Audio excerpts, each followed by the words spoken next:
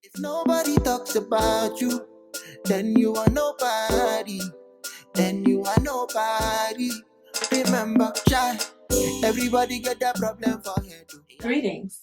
I am Priestess Oshun Funke, and today I am going to be talking to you about Ancestor Veneration and how it relates to Pan-African spirituality. I am joined today by my very good friend and gorgeous co-host, Ifatola Oshun Yode, also known as Tai C. A lot of people think that in African spirituality, we worship our ancestors. Do you think that's an accurate viewpoint? I think so. Pay homage to our ancestors, letting them know that we remember them and we appreciate them for what they've gone through for us to be here. In the book, Tapping the Power Within, Iyanla talks a lot about ancestors, and she says that an ancestor is the spiritual essence of a being that remains alive because others call his or her name or advance his or her work. So I know we had a brief conversation earlier, and you thought that it was significant to mention calling the names of the ancestors. Why do you think that's important? It's all about energy and vibration. And when you call out someone's name that has passed, it wakes up that spirit and let them know that it's like they hear their name called in that realm that they're in, and they get excited and they're remembered, and it's like a really joyous experience, and they activate what they can do for you. Right. It's an energizing effect because you're directing energy towards the essence of that person. And I think that's something really important because just by calling the names of your ancestors, you do so much for them, so much more than if you don't. Yes. Right. Oh yeah. And remembering a person and speaking their name actually keeps them alive. And we need our ancestors to be alive because that's the only way we can tap into their power. The first step in ancestor worship or ancestor veneration is to simply call the name of your ancestors. Call them by name. You can actually empower your ancestors. You can call them into your life, and you can begin to experience their energy simply by remembering them and calling their names. Call them out loud. You can actually tap into that energy and have it affect real change in your life. Right. Why do the ancestors help us? On a primal level, no one is more invested in our health, in our wealth, in our happiness than our ancestors. They care about us because they are us, because we come from them. We are their offspring, and we are a representation of them. How we experience life and how well we perform at life is an absolute indication of the road that they paved for us. So they are invested in our success. The other thing is great sacrifice goes into a person becoming pregnant and having a child. And that's something that we don't think about, and we don't think about the spiritual aspects of that. We don't. But in Ifa, we understand that an ancestor has to be chosen to return. Okay. And then the parents are chosen. And all of that is orchestrated through divine intervention. So there is a lot of spiritual energy that goes into a person actually incarnating. Having a child is a direct result of the involvement of the ancestor. Absolutely. I totally agree. You are a chosen vessel. There's a reason that you were chosen. That ancestor that is coming through, and I keep referring to the baby as an ancestor because we know that we come back over and over again, and reincarnation is definitely something a whole word that is present. A whole word. I'm over here and want to snap my fingers. Okay. Because of that sacrifice and because of the involvement of the ancestors, it's also necessary for us to give thanks and remembrance and pay homage and make sacrifice and eba and offerings to the ancestors because they give us our children. And in a very sophisticated way, our ancestors are our children. So it's a very intricate practice that the spirits use to decide who, when, and where they're going to actually come through again. So those of us that are parents should absolutely be honored that we were chosen by one ancestor or another to come through, to be the vessel through which they came through. They definitely should be proud that they're here. Right. Yeah, because it's a process. Everyone doesn't get to come. My mom told me a story. She said, I prayed for you to be here. And after she left, it meant so much more to me. But I understand what she means, because there are accidental babies. And it doesn't mean that you love them any less. It's just like, oh, wow. Okay, come on. And then there are those that we pray for, those that we plan for, those that we, eagerly await versus the surprises. You love them all the same. We were speaking about why the ancestors even bothered to help us. I'd like to make a correlation, just like grandparents. Grandparents love to spoil their grandchildren. And they love their grandchildren in a way that sometimes is difficult to understand as a parent. It's one step removed from the mundane aspects of life. A grandparent can just show true unconditional love, and so can the ancestors. They're not worried about the same things that trouble us. That's another reason why the ancestors will help us, because it's easy. Yeah. It's easy for them to, because they love us. Oh my God, and they listen when you call them. Absolutely. They show up. Why do we make offerings to our ancestors? I mean, why are we giving spirits physical things? Why do we give them apples and oranges and glasses of wine? It goes back to energy. Absolutely. It goes all the way back to energy. It's the only way I can put it in layman's terms, like energy. You can elaborate on that. Right. So when you make an offering to your ancestors, you are actually transferring the energy of whatever that item is that you're giving to them. So if you're giving them an apple, you're giving them the essence of that apple, the sweetness of that apple, the crispness of that apple, the refreshing effect that it has. You're giving that, you're transferring all of that to them. The pleasure that we feel in an apple, you can imagine that there's something similar that is experienced in the spiritual realm as well. My children will often ask me when I prepare offerings for the ancestors, Mommy, do they eat it? Yeah. Are they eating, are they drinking the coffee? And I have to tell them yes. You tell them yes, I tell them yes, they are, but in a different way. Right. They're taking the essence of what that is, and they're utilizing the energy that it provides. Everything is energy, and everything vibrates at a certain rate. So they're able to take that energy and that vibration and then transmute it into whatever they need. The ancestors are able to use that for the nourishment of their spiritual bodies, right? They're able to tap into that energy and use it for themselves, but they're also able to use it as currency because everything is energy. Right.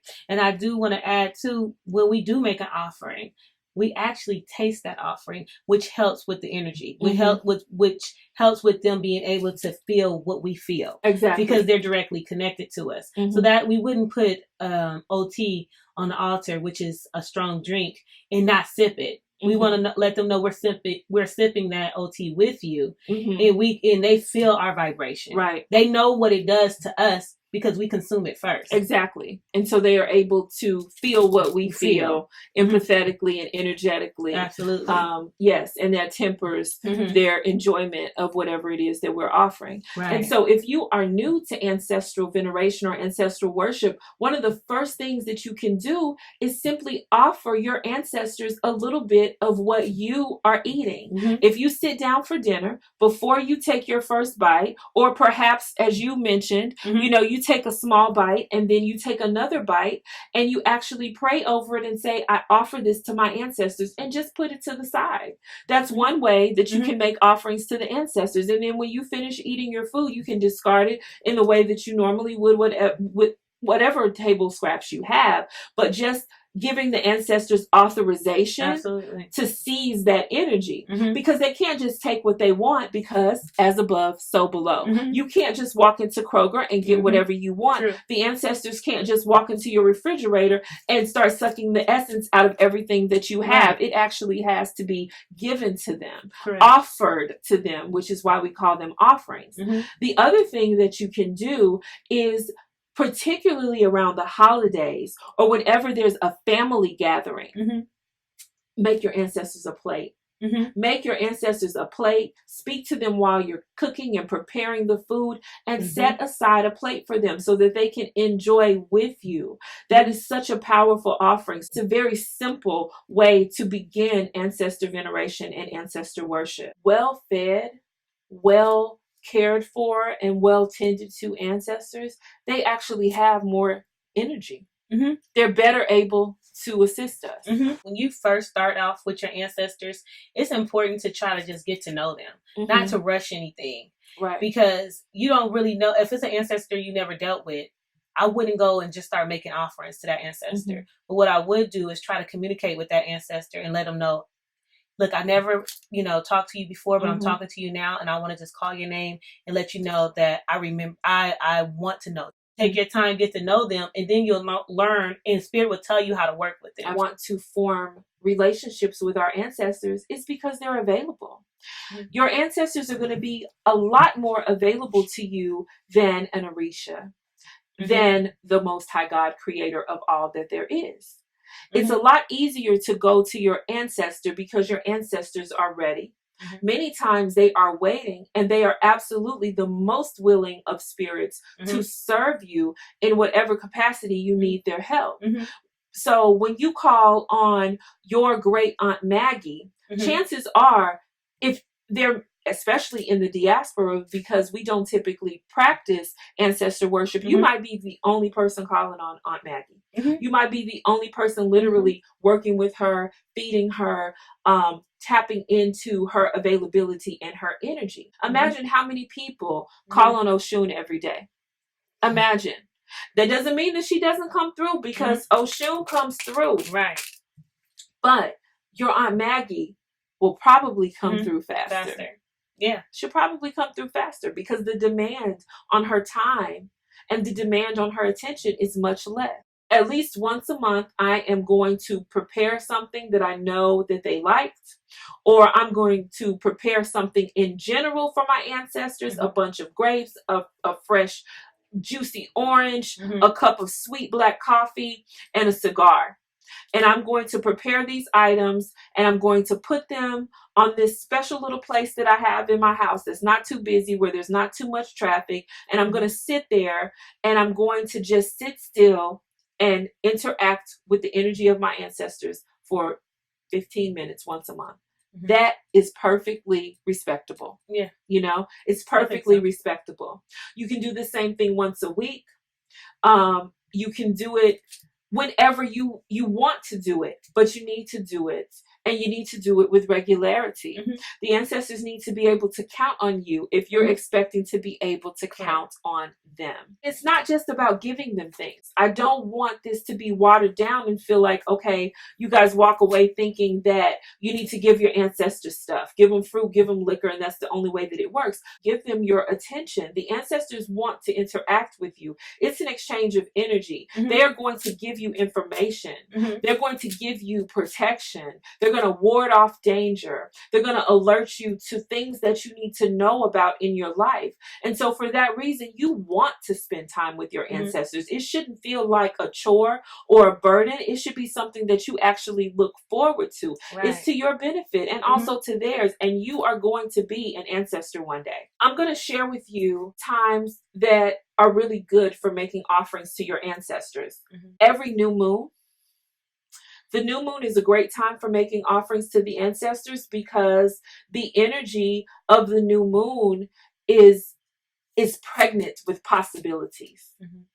And so it's a great time to plant the seeds for things that you want to experience. A really great time to interact with the ancestors is Halloween. In the Spanish culture, they call it the Night of the Dead, and they just pay homage to friends who have passed away, family members, and they give them all kind of offerings. They even celebrate, play music, dance. And it's spending that time one-on-one. A lot of them go to the graveyard and do it. I'm from California, so out there we have a big Hispanic community, and I just see them do it up. Candles, pictures, food, drinks, and they just having a good time. They party with yes, so they paint their faces. I've had my face painted, you know, with the half skull. So we know that on Halloween, the veil between the spirit world and the physical world is the thinnest. And so that's a great time to interact with the spirits of our dead. So Halloween would be a great time to make offerings and make prayer to your ancestors.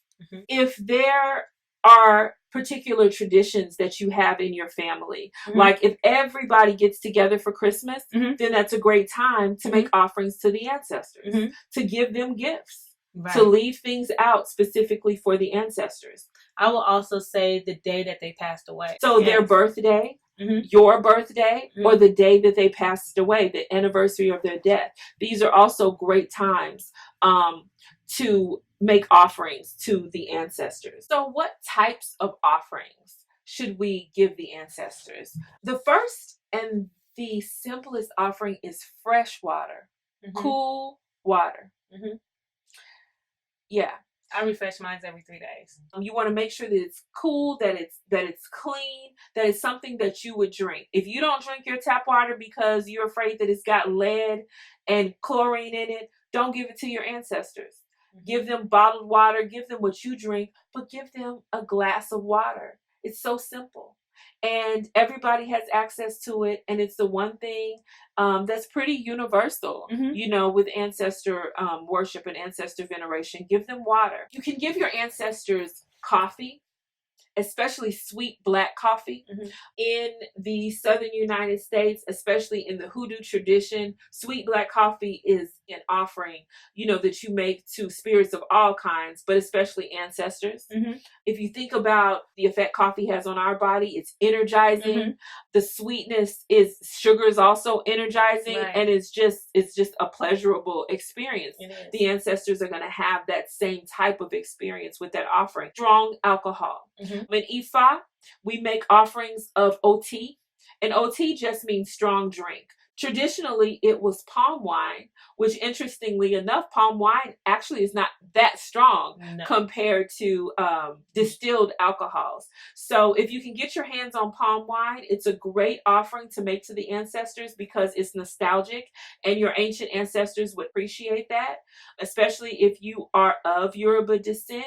But you can also offer them vodka. You can offer them rum, you can offer them tequila, you can offer them any kind of strong drink. And tap into your intuition. Let the ancestors guide you and tell you what they want. Cigarettes and tobacco. I know that cigarettes are kind of taboo in our culture, but tobacco is a plant. All things have energy, all things have vibration. You can make an offering of cigarettes to your ancestors, and cigars. Cigars are a big thing. Again, in the southern United States, especially the hoodoo tradition, we light the cigars and blow the smoke. It instantly releases the ashe into the atmosphere for the ancestors to be able to tap into it. It's like a call, like ringing a dinner bell. It'll bring them to the offering a little bit faster.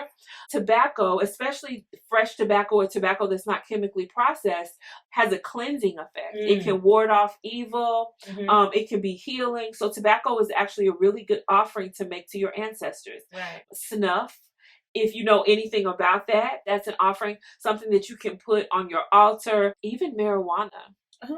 You can even, those are plants. Both things you mentioned are plants and they're from the earth. It does add ashe to the offering if you partake in it, just like we discussed with the food. Add your breath to it. It's blowing it out. It's connecting to them. Connecting you to the offering. Sweets, desserts, and candy. If you know that you had a particular auntie that always had peppermints in her purse at church, leave her some peppermints. If you know that your mother loved Dove chocolate, give her some Dove chocolate.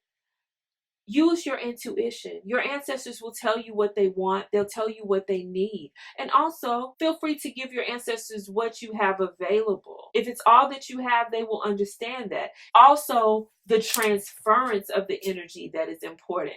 It's just as important as what it is that you're actually giving them. You can always make the ancestors offerings from whatever you are partaking in. Take a little piece and put it to the side and designate that for your ancestors. You can simply share with them. Fresh fruits are a great offering for the ancestors. They're especially powerful, I feel. I think so. Fruit is sweet, it's nourishing, it's inexpensive, especially if you're just buying 1 or 2 pieces.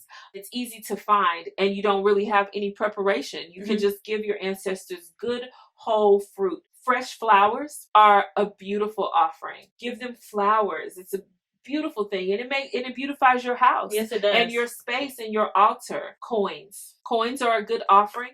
You can have a jar of pennies, and you can fill it up, drop those pennies in a jar and let it fill up, and make it known to the ancestors that you are giving them the pennies, because again, it's the transference of energy, and it's the access to the energy that you're giving them that the money represents.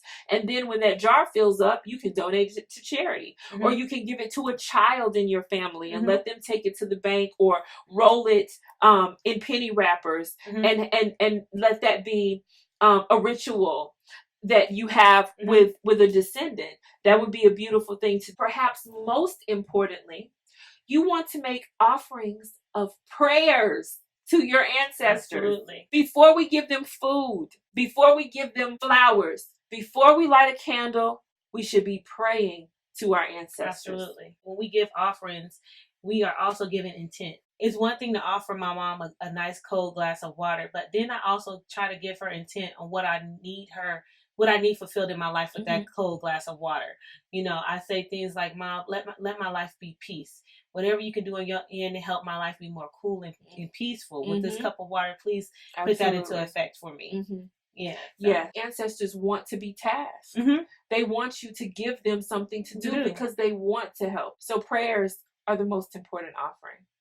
The veneration of the dead or the ancestors actually begins at death. There is some type of ceremonial washing of the body. The body is going to be washed in a mixture of herbs or things that smell really good. Now, these are traditional practices. Traditionally, the dead are washed by family members. I had the opportunity when my mom was passing to clean her. They may have coins put on their eyes so that they can pay the toll as they travel through the spirit world. It's the transference and the designation of that energy that they're able to tap into. In West Africa, you will find that many funeral services and the process of burying the dead can last for days. Yeah. Animals are ceremonially slaughtered. Eba provides the energy via the life force of that animal as currency for our loved one to travel and to get to the other side faster, so that that spirit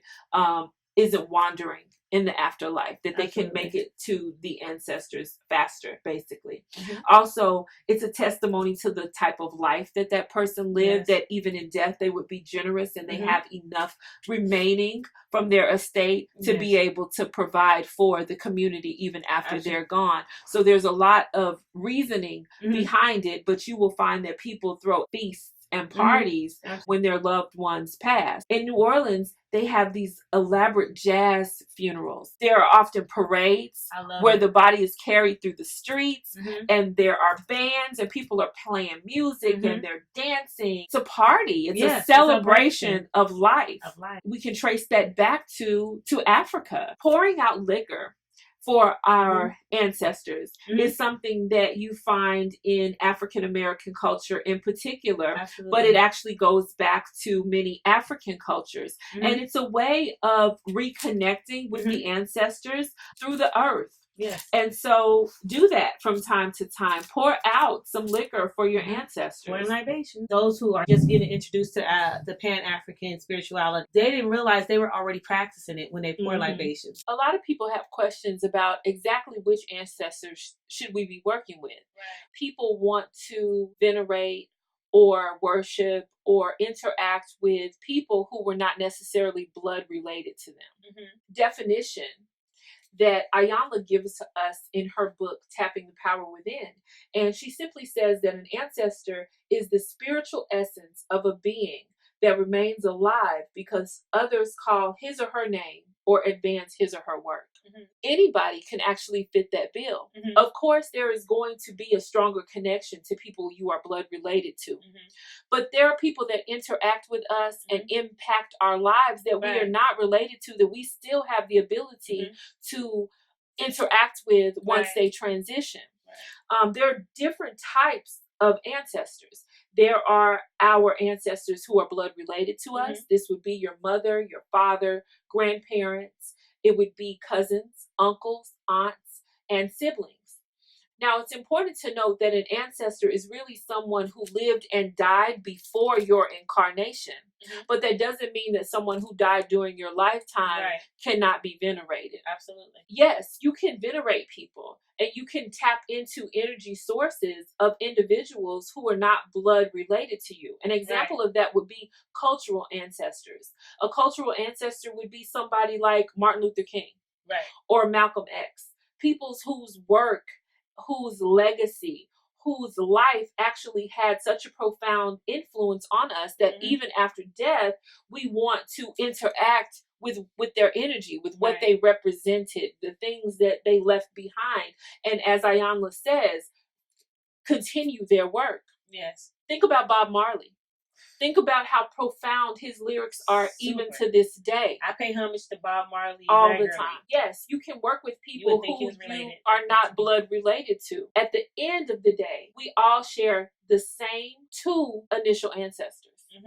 Absolutely. In our human family. If someone had an impact on your life, a godmother, a family friend, someone who raised you who may not have actually been related to you, you can venerate them, give them offerings, talk to them, walk with them. But please understand that your bloodline relatives are going to have the strongest inclination to come when you call. The Egungun in the Yoruba or Ifa tradition are the elevated ancestors.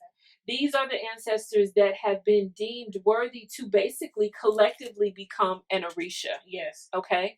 And so this is different from your dear Aunt Maggie. That doesn't mean that your dear Aunt Maggie isn't important. It doesn't mean that she won't at some point become an Egungun. But your Egungun are the essence of your bloodline. And they lived a life that was so admirable that they were able to become an Orisha collectively. Your Egungun are a very powerful source because like your ancestors, they are devoted to you, they are connected to you, and they will come with when you call. But because they have been elevated to the status of Orisha, they have so much more power available to them. You almost have two types of ancestors. I like to call the one the dearly departed. These are the people who you knew in your life, who you interacted with, who made an impact on your actual experience. They may or may not be a Gungun because depending on the type of life that they lived, depending on how long it's been since they transitioned, they may not have attained that status yet. But your Egungun are your ancient ancestors. This is why many of you have readings and you're surprised to find out that your path may be Yoruba or your path may be Vodun. It's because at some point in your ancestry, your ancestors practiced or followed that tradition. I had a dream. Mom was in a dream and she was dressed a certain way. And she carried like a little crown on her head, but it was the weirdest thing. She had a beard. And I said, what is going on? God forbid, what is that? but I went and talked to my Babalao. Yeah. And he had said she had elevated to Egungun. That's right. And that beard was like the beard of wisdom or something. That's right. I was just like, I know my mom not now to like growing a beard. It freaked me out, but I got clarity on that was a beautiful dream though. That lets you know what's going on with her. Your dearly departed, those relatives that you knew in their lifetime who may have transitioned during your lifetime are not always accessible for you. They may not always come when you call. It doesn't mean that your call will go unanswered. Your mother who transitioned 4 or 5 years ago may be being prepared to make the transition into the Egungun. She may be making her transition to come back and reincarnate and do it all over again because there are things that still need to be handled, lessons that still need to be learned.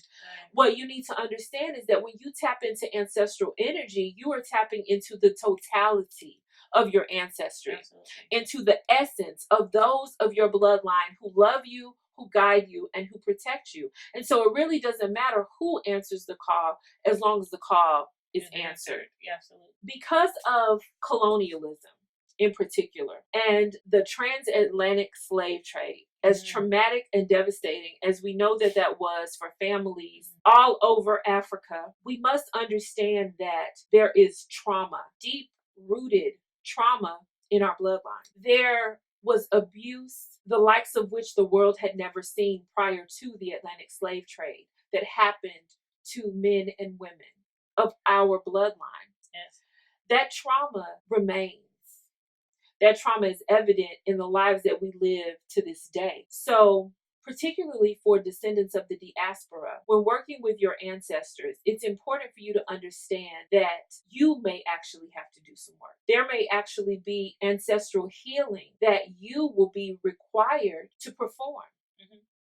And sometimes just attention, love, moments of silence, and offerings from your heart is enough to energize those spirits who were victim of those types of trauma. That's why it's so important for us to practice ancestor veneration, because there is 600 years of ancestry of individuals who were treated like animals. Absolutely. What about your ancestors who were not good people? What about those ancestors who didn't have a good reputation in the spiritual world? Those ancestors who may have been criminals or abusers or things like that. And people wonder, should they be working with those ancestors? Should they make offerings to them? How do they actually deal with those ancestors? So many different thoughts. What inspired you first to even to want to deal with that ancestor? You know, is that ancestor coming through to your spirit for some reason? And they lived this earth, it was considered bad. Was it because of the law of the land? Because the law of the land has nothing to do with spirit. Redeem their name. We can clear their names. We can begin to call their names and breathe energy. Absolutely. Into that spirit. Pray for them. You can pray for your ancestors who had a difficult time. Pray for your ancestors who may not have been the best people. Pray for them to become more evolved and to operate under the highest levels of love and compassion. I like that, because I surely wouldn't want them coming back into my bloodline the way they left the world. Exactly. You don't have to work with any particular ancestor. You don't. You can call on your Egungun and work with your Egungun and bypass any unsavory ancestors. Any energy that calls out to you, if it doesn't feel good, don't respond. Thank you so much for tuning in today.